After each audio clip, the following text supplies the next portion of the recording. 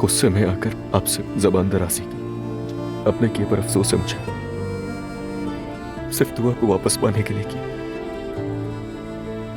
उससे मोहब्बत करता हूं, बहुत ज्यादा। देखिए, मुझसे गलती हुई, मैं कबूल कर रहा हूं, मगर चाहता हूं कि मुझे एक और मौका दें आप। और इस वक्त मुझे सबसे ज्यादा आपकी मदद की जरूरत है ज़ैनब साहिबा, समझें आप।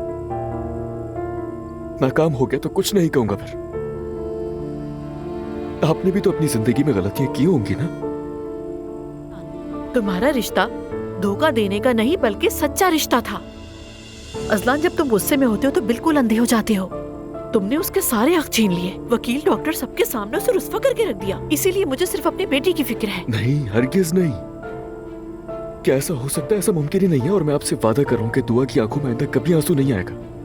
आपसे वादा कर रहा हूं मैं।